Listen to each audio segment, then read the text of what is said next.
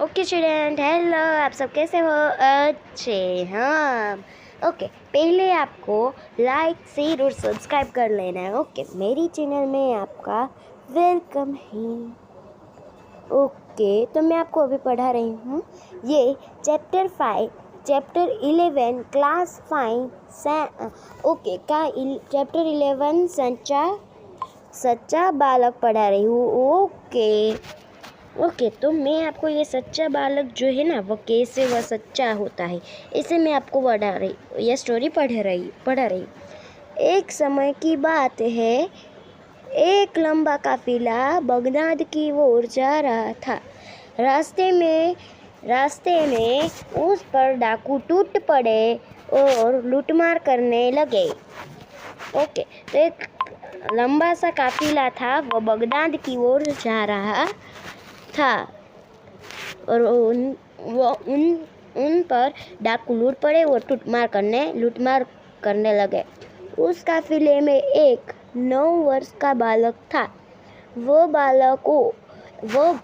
एक और चुपचाप खड़ा रहकर इस लूटमार को देख रहा था।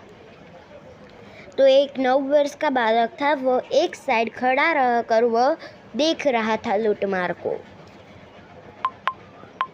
एक डाकू की नज़र उस लड़के पर पड़ी। लड़के के पास आकर वो डाकू बोला, कड़क कर से बोला, तेरे पास भी कुछ है? लड़का कहता है, मेरे पास 40 अशर्फियाँ हैं। फिर वह जो डाकू उनके पास आते हैं और लड़के को पूछता है कि तेरे पास भी कुछ है? फिर लड़का कहता है कि हाँ, मेरे पास 40 अशर्फियाँ है। अशर्फियाँ यानी कि सोने के सिक्के हैं। फिर डाकू चकित यानी कि आश्चर्य होकर कहते हैं, क्या है, तेरे पास 40 अशर्फियाँ है? वह कहते हैं कि तेरे पास 40 अशर्फियाँ है। लड़का कहता है, जी हाँ। फिर डाकू लड़के का हाथ पकड़कर सरदार के पास ले गया। डाकू जो है वह लड़के का हाथ पकड़कर सरदार के पास खींच कर ले जाता है। उसने अपने सरदार से कहा, यह लड़का अपने पास 40 अशर्फियाँ बताता है। डाकू ने कहा कि ये जो लड़का है वो उसके पास 40 अशर्फियाँ है ऐसे बता रहा है। सरदार लड़के से, तेरी अशर्फियाँ कहाँ हैं? वो कहता है, तेरी अशर्फियाँ कहाँ रहे? वो जो सरदार है वो उनसे पूछता है। लड़के ने अपनी सदरी को फाड़कर उसमें छुपी हुई अशर्फियाँ निकाली। उन्हें सरदार के सामने रखते हुए कहा, ये देखो। उसने उसके सामने रख लिया और वह कहता है, ये देखो। सरदार आश्चर्य से, लड़के, अशर्फियाँ को इस प्रकार में रखने का उपाय तुम्हें किसने बताया? तो उसने कहा कि किसने बताया, ये सदरी में रखने का उपाय किसने बताया? फिर लड़का कहता है, मेरी माँ ने इनको सदरी में के अस्तर में से दिया था, जिससे किसी को पता ना चले। वो कहता है कि मेरी माँ ने कहा था और वो किसी को भी पता ना चले ऐसे उसने कहा था। ओके, फिर सरदार बताता है, तो तूने अशर्फिया का पता हमें क्यों बता दिया? फिर सरदार पूछता है कि ये अशर्फिया तुम्हारे पास है, ऐसे तुमने क्यों कह दिया? फिर लड़का कहता है, मैं झूठ कैसे बोलता? मेरी माँ ने कहा था, बेटा सदैव सच बोलना, झूठ बोलना पाप है। तो वो लड़का जो है ना, वो कहता है कि मेरी माँ ने कहा था कि झूठ बोलना पाप है, सदैव सच बोलना।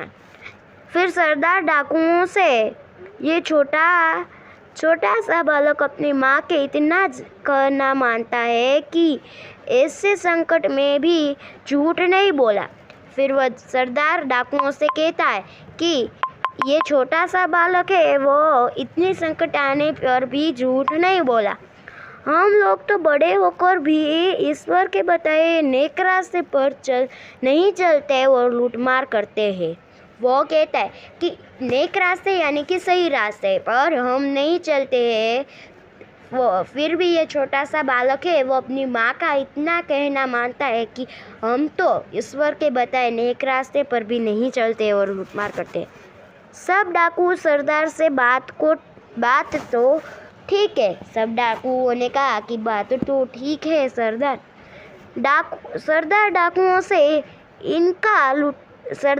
से कहता है, इनका लूटा हुआ सामान इन्हें वापस कर दो। डाकुओं ने सब सामान वापस कर दिया। और आगे भी कभी लूटमार न करने की प्रतिज्ञा की।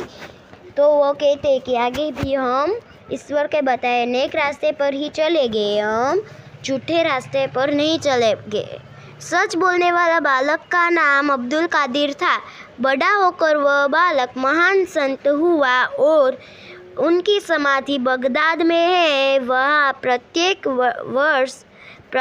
वर्ष बड़ी संख्या में लोग दर्शन के लिए जाते हैं। ओके स्टूडेंट्स, आप सबको मेरी ये चैनल कैसे लगी?